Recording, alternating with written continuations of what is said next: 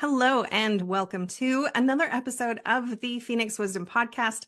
I am your host, Janet Sandberg, and today we are joined by the very infectious and energetic Kevin Palmieri. Kevin, welcome. I'm so glad to have you here today. I am very happy to be here. I'm excited. I am interested to see where we will go with our conversation today, and it is a wonderful day to podcast, so I love it.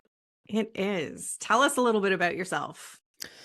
Today, I have a podcast. I have a couple podcasts, and I get to podcast full-time, which is a dream come true, and I am so privileged to have the opportunity to do that, and that is why I am positive and infectious, because I realize how lucky I am to actually get to live my dreams.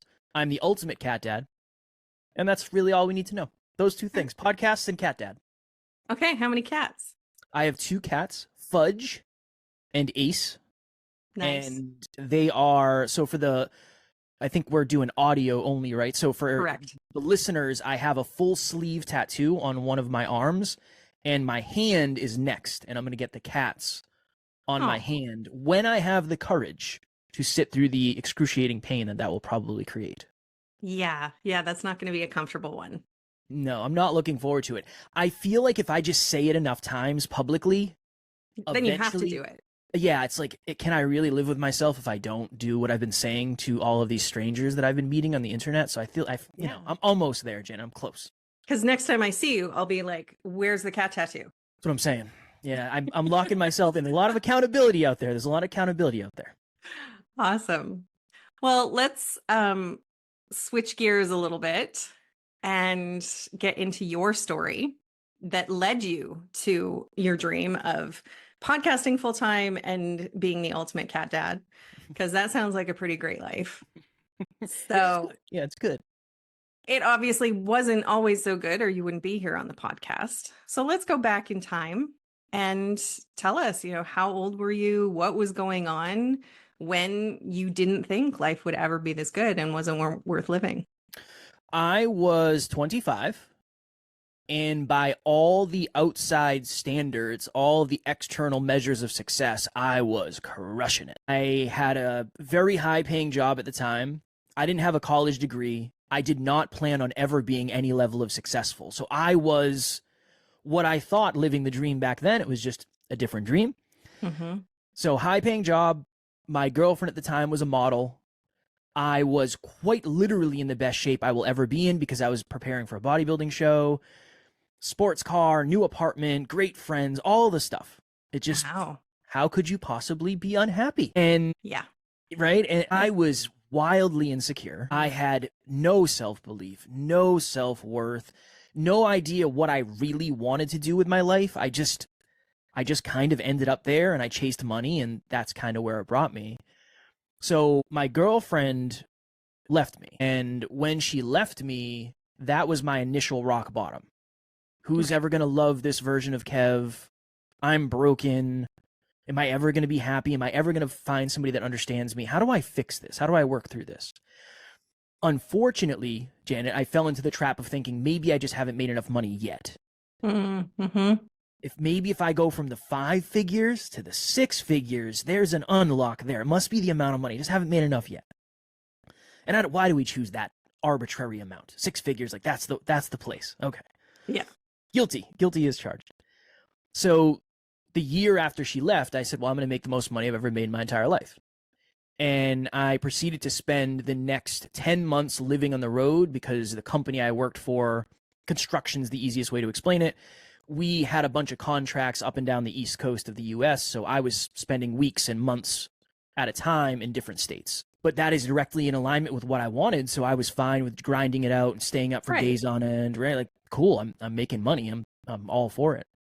So I spent 10 months living on the road, chasing this dream to make as much money as I could. Got to the end of the year, slid open my final pay stub, and I made $100,000 at 26 with no college degree. Nothing changed internally. Didn't feel any different. Goal achieved. Now, I always like to say this because I think it's important. Circumstantially, I was in a better place because I had money in the bank.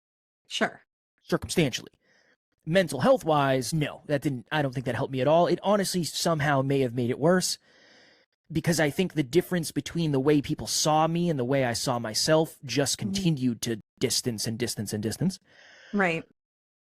I realized that for most of my life, I had lived unconsciously. Mm-hmm. The opposite of unconscious is hyperconscious. So I did what any 27-year-old man would do. I started a podcast about being hyperconscious. I want to be hyperconscious. I want to learn everything about myself. So I started a podcast in 2017 called the Hyperconscious Podcast. Fell in love with podcasting as I fell out of love with my job. I've reached the pinnacle. I am not willing to do what it took to get there again.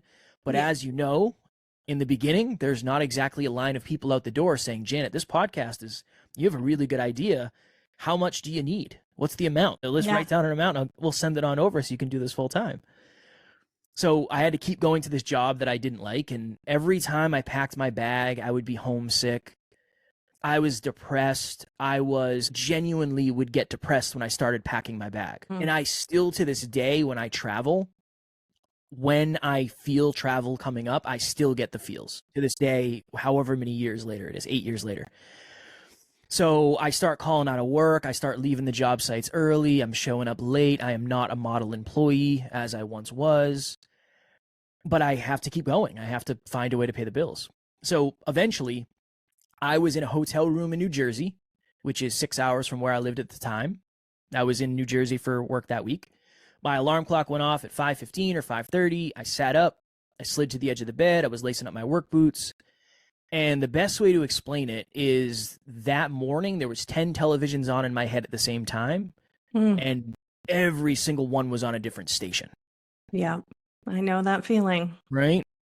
One was saying, you're stuck here forever. I felt like I got so lucky to get this job. There is no way I'm going to leave this and find something better. There is no possibility. That's not real. That is not a real thing. If I did leave, what would my friends think? Because I make more money than all my friends. Right. That's a big piece. What's my family going to think? I make more money than anybody in my family ever has. There's a lot of significance that comes there. Yeah. And then what am I going to do with my life? I never had a plan A. All my plan Bs fell through. I think this is plan C. I don't know if they make plan D. I don't think that's a thing. I think you run out eventually. And here I am sitting on the edge of a bed in a crusty hotel room, 6 hours away from anybody who cares about me. And I had the thought that if I was just to take my life, I would take all my problems with me. And I wouldn't have to worry about it. And that wasn't the first time I had that thought, but it was the most real time that I ever had that thought. I reached out to a friend of mine who's now my business partner, and I kind of explained to him what I was thinking and what I was feeling. And we had a lot of vulnerable conversations at that point. So it wasn't an extreme feat of courage for me to reach out. And I just told him what I was going through. And he said a lot of things. He had a lot of wisdom. But the thing I remember the most was over the last couple of years, your awareness has changed a ton, but your environments have remained the same. I think it's time for you to change your environment. He's very wise. He's far more wise than I am, for sure. Most of what I've learned through him. And that gave me, I think it gave me a couple things. I think it gave me permission to make a different decision. It gave me perspective that there might be hope even if I can't see it. Yes. And it just felt like I was supported. And there was no judgment. There was no looking down on it. Was, yeah, I'm here for you. What do you need? What can I do to help? So I ended up leaving that job 2 or 3 months later. And then him and I partnered up. And I've been trying to figure out how to do this for full time since 2018. And when I left my job, my depression pretty much went away completely. Anxiety got drastically worse. I'm being honest. Traded one for the other. Yeah. Yeah, but I can count on 2 hands how many times I've sat down and said, like, I feel like I'm going through a little bit of depression right now. When I left my job, it was a night and day difference. And again, I'm not telling you to leave your job. Circumstantially, things aligned, and then I was also broke for the next 3 or 4 years, and that sucked in different ways. But going from one extreme to the other, 100%. It was brutal. But that not the extreme direction you want to go in either. No, it was like one big step forward, leaving my job and doing what I loved, but like 99 very, very, very, very also big steps backwards where you can't pay the bills, and my car broke down and I couldn't get it fixed, and I couldn't afford Christmas presents for my now wife, but girlfriend at the time. It was just some of the most trying times ever. but that is kind of how we happened upon where we are today. Hmm. I love that. I love that you reached out Mm. in that moment, that you're like, I need to talk to somebody, I need to call somebody, because I think that's what gets us, is that we don't, because we're like, nobody else in the world has ever felt this way and nobody will understand what I'm feeling. And we're not only afraid to admit the thoughts that we're having and the feelings that we're feeling, but also to tell that to somebody else takes an incredible amount of bravery and courage. And the fact that you called the right person. Yeah. I Like, always say that. It's imagine there are certain humans that if I reached out to, they probably would have said, well, just get to Friday and then just veg out exactly. over the weekend. Or, Kev, nobody really likes their jobs. Yeah. Suck it So up. it's Or, fine. Just go to work. yeah. Or, Yeah. yeah, it must be so hard making $120 an hour. Like, Exactly. I would kill for that. It's like, no, I understand. I understand. I know what it's like to think all of those things. One of the things I always try to say, because it's really hard to hear an empowering message when you're really struggling. It can be. It can be Hmm. really hard. It all Uh, sounds really kitschy a lot of the times. yeah, yeah. I always say if you're doing really well right now in life, now is the time to start being vulnerable, Mm. because you get the umbrella before the thunderstorm. You don't try to build the umbrella in the middle of the storm. You're going to get wet and it's going to be hard and it's going to be windy and it's going to be really hard to do it. But if you buy the umbrella, you keep in your car, you always have it there for a rainy day. I think vulnerability can be similar, where when you're doing really well, it's easier to do scary things. Yeah. When you're really struggling, you're already feeling like the weight of the world is on your shoulders. It's a lot harder to reach out. So that's always my advice anytime I'm talking about mental health, is if you feel like your mental health is in a really good spot, start building those relationships now for the days that maybe it isn't. That way you Mhm. know you're doing it proactively at least. Yeah. Yeah. And like you said, you and your friend had already had good conversations. Yeah. So you knew that he was a good person to call in Yes. that situation. And 100%. especially from my perception in male relationships, like, you guys don't really talk the way that women talk. You talk about the game or you talk about work, but you don't talk about yourselves and your feelings and that vulnerability. So Yeah. how did you and this friend do that? Was that just unique to you guys? Do you have lots of friendships like that? Him and we just have such a unique history. We went to the same middle school, we went to the same high school. Both of our fathers weren't around, so we have a similar core wound. And we have very similar core beliefs. I want to be the most positive male I can be. I don't want to be toxic masculine. I want to be balanced. I want to be healthy. I want to be productive. I want to be constructive. And he has the same desire. So for us, it was never about having the machismo. It was never about. I Right. cried yesterday on our podcast. I was bawling my eyes out yesterday, 24 hours ago. I was bawling my eyes out on the podcast. So I knew he would never judge me, Yeah. and he knew I would never judge him. And we have very, very, very high standards for each other, especially when it comes to character. That's what we care. When we started this, the other thing, Janet, when we started this, I thought there was going to be bodybuilding bros like me listening to the podcast. It was emotionally driven women. And I realized very quickly that I wanted to make sure that there was never a woman in our community who felt unsafe around us. That is not acceptable. I do not want that. Hallelujah. I understand the immense responsibility I have, and I hold that very close to my heart, and it's very important to me. So I think that's a big piece of it. One of the things I did early in my vulnerability journey is I remember when I would hang out with my friends and I would leave, I would hug them and I would say, I love you, brother. That was like the first thing for me. And in the beginning, it was weird. It was Yeah. very weird. But now yeah, I mean, it's normal. I say that to Hmm. my friends all the time. And I have a very small knit group of friends. So I think obviously that makes it a little bit easier. So I think Yeah. it's a mixture of all those things. Yeah.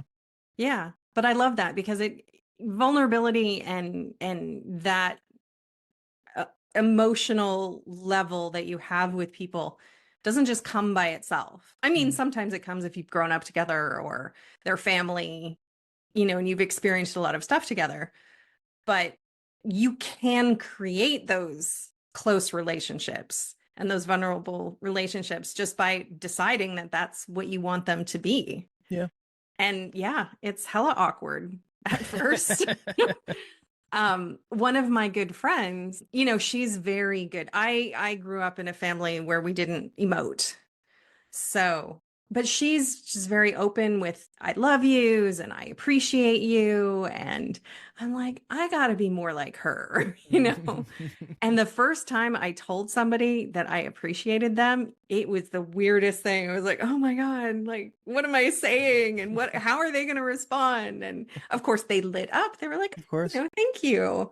But yeah, you have to put yourself out there sort of twice as far at the beginning. It's hard. It's hard. But once you start seeing the benefits of it, then you start to understand what a really deep connection feels like. It's just below surface level. And when it comes to vulnerability, usually somebody has to go first. So if you are setting the pace and you're showing that this is cool here, that's what we do, I think that's a superpower. I really do. And I think that's what brings people together. I think there's two things that bring people together: success and insecurities.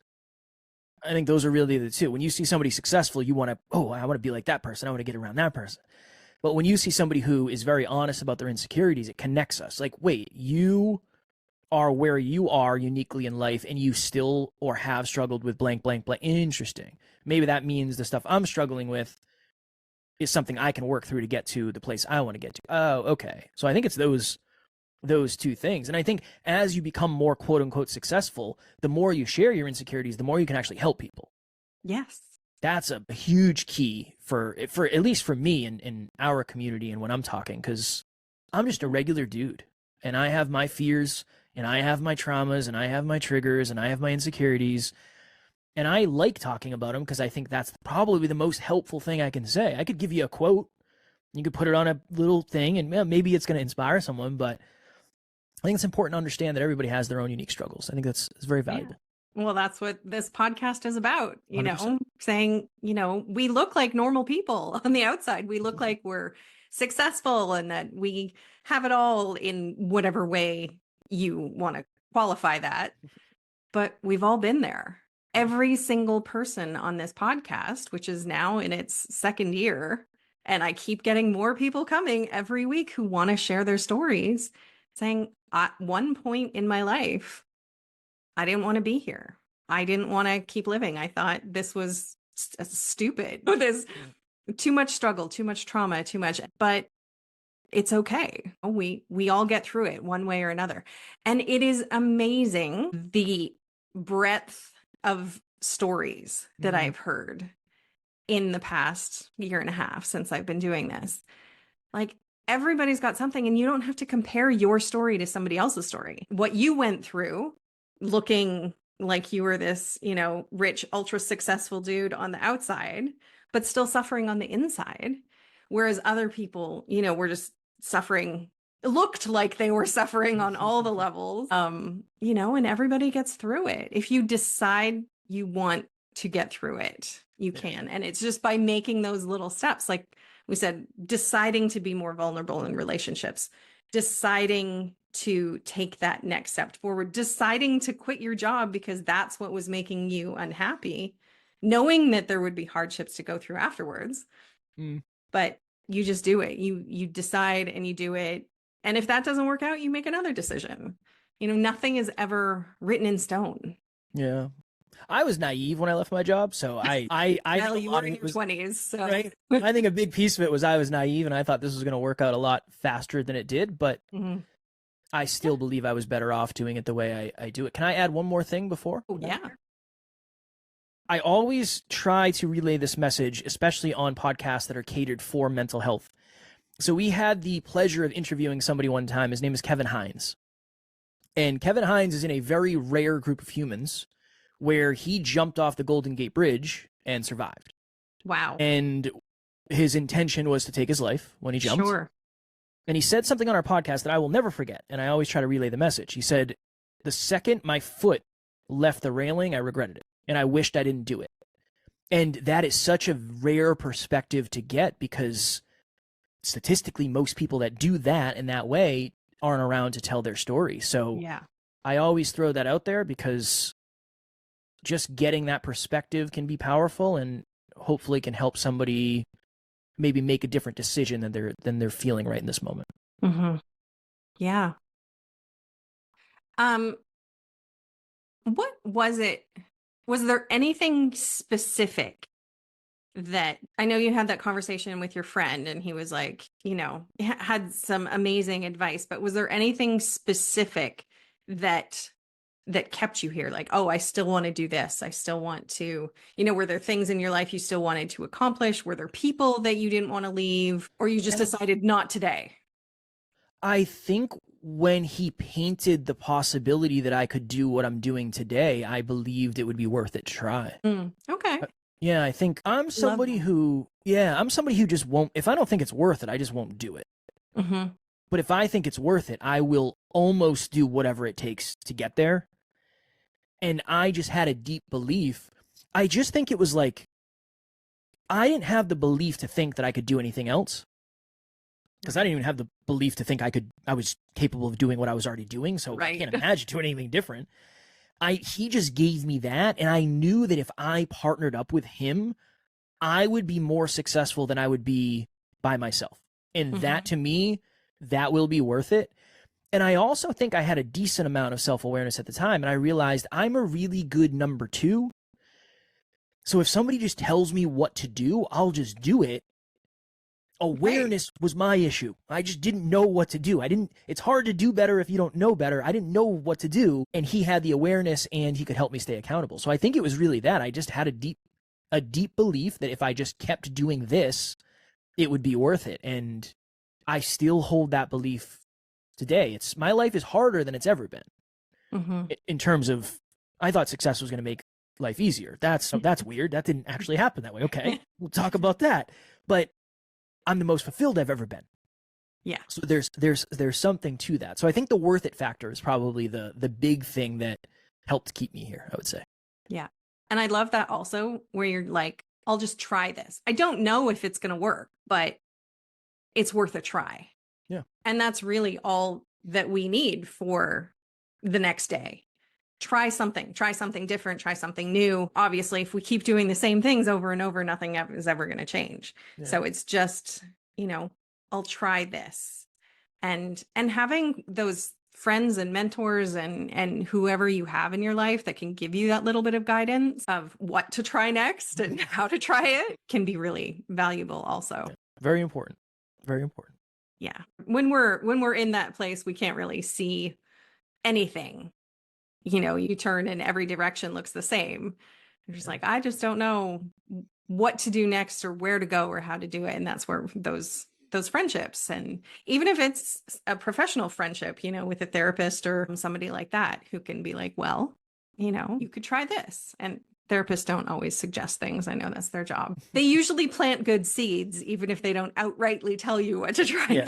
Yes. I've had really, really good results with therapists and counselors. So that's something I'm always big on that too. It's something I was so afraid to do. And I was like, this is going to be terrible. And then I started looking forward to it. And that's the sign of something that is helpful, right? So I always was grateful I did it. And I never regretted it. Yeah.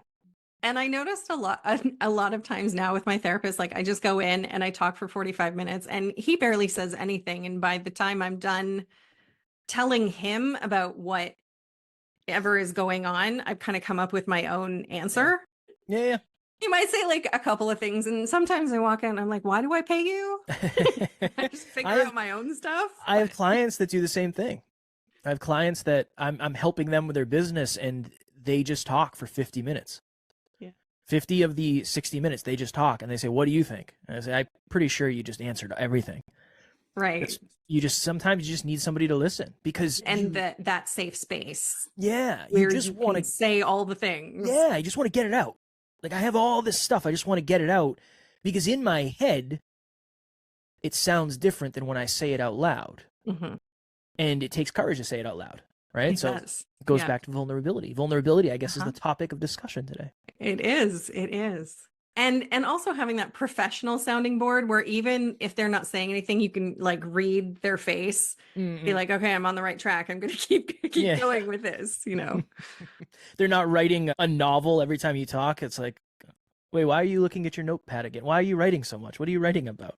Yeah. Yeah. My therapist never writes. Interesting. I don't know how he does his job, but he never takes notes during session. So Hmm. he must have a really great memory and writes it all down afterwards. But Interesting. yeah, yeah. Interesting. And I've been seeing him for like 15 years, so never has written down anything. Hmm. Yeah. Must have a yeah, must Curious. have a bulletproof memory. He must. He must. Anyways, what words of advice do you have to sort of sum up everything for somebody who is in the darkness right now and not feeling like there's much hope in continuing? One thing is just do something extremely small. You don't have to do something today that is going to change everything in a second. I think that's like the self-improvement bumper sticker is like take massive action and change your life now. No.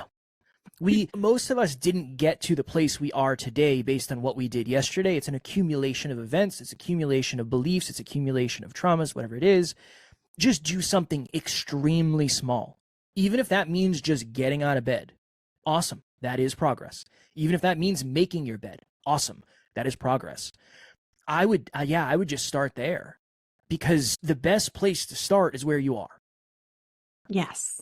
The best way to get out of a hole is to stop digging the hole. And Yes.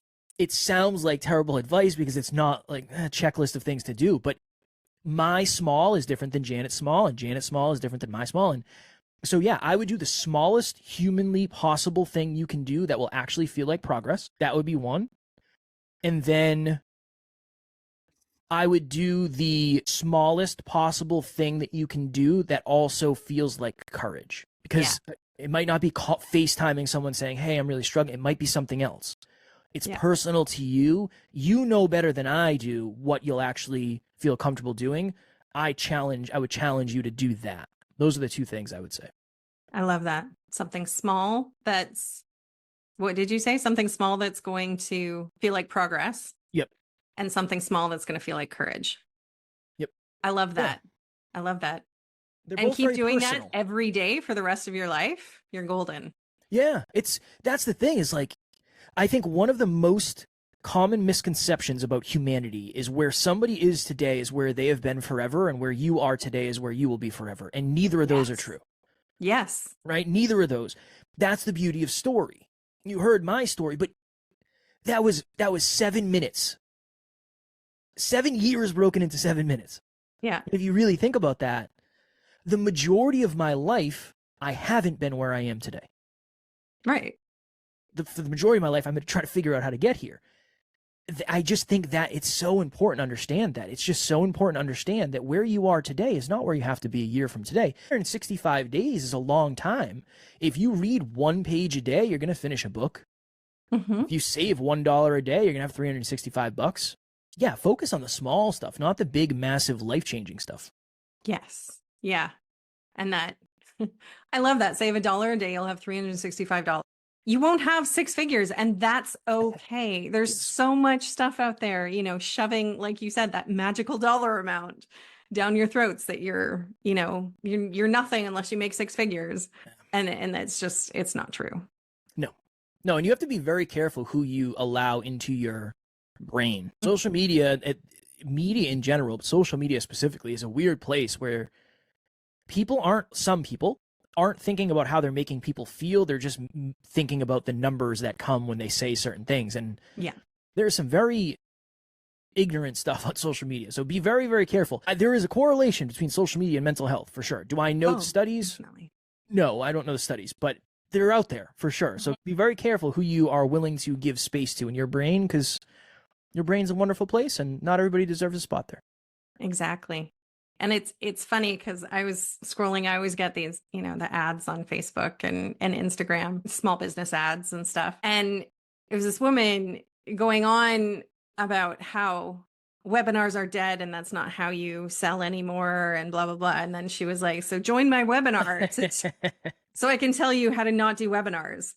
And I was like, are you aware of what you're saying and what you're doing? I had a podcast client of mine who I coach reach out, and he said, "What do you think of this ad?" And I said, "The fact that they say that they have whatever it was, listeners in all 275 countries," I said, "There aren't that many countries. So that ad is not real. Mm-hmm. I guess there's territories, but I said, that's how I know. You know how I know this is BS? There aren't that many countries. So you can't possibly be listened to in that many countries." Right. Makes sense. It's pretty simple and straightforward. But I think that's why self-awareness, I know this is like tangent. We mentioned tangents in the beginning. I think that's why self-awareness is so important, because when you are aware at a higher degree, you can't be taken advantage of from a place of awareness. Yes. I will never buy a fit detox tea just because I've been working out for a long time and I've been a personal trainer, I've studied health and nutrition. My awareness is just higher than that. Everybody has that, but I think that's one of the reasons why awareness is so important, because it's very hard. If my car breaks down, I'm in trouble. You could tell me anything. You need a new flux capacitor and it's 15 grand. It's like, yeah, it sounds expensive. All right. Can we take care of that today? How long is that going to take? That's why we go to mechanics. But I think that's also one of the reasons mechanics have such a bad rap, because they know most people don't have the level of awareness. And okay, tangent over. Tangent done. Yes. Yeah. So in deciding which step towards progress and step towards courage you're going to take, just be aware of outside influences. Make sure that feeling is coming from within you. I think is sort of what we're trying to say here. I appreciate the connection. I appreciate not listening to other people tell us what courage is, or tell us what progress is, or tell us what success is. Yes. It's personal to who you are, what your situation is, and where you want to go. Thank you for connecting the tangent and bringing it back. Progress is personal. That's it. Progress is personal. And I think it's just important to remember that. Yeah. Awesome. Thank you, Kevin, so much for being here today and sharing your story and your wisdom and being vulnerable. I appreciate it. It takes two to tango. I always say that it takes two to tango. I appreciate the safe space. I appreciate the judgment-free zone, and I appreciate you and what you're doing. So I appreciate you having me very much. Thanks. Yeah, we'll connect again, I'm sure, and keep making progress. Thank you for listening. Remember that you are loved, you are worthy, you are valuable, you are meant for more, and that it really does get better. If you are in crisis, there are numbers that you can call or text to get the help that you need. That information for Canada and the US is in the description below each episode. If you are in immediate crisis, please call 911. We love you, and I hope you'll listen again.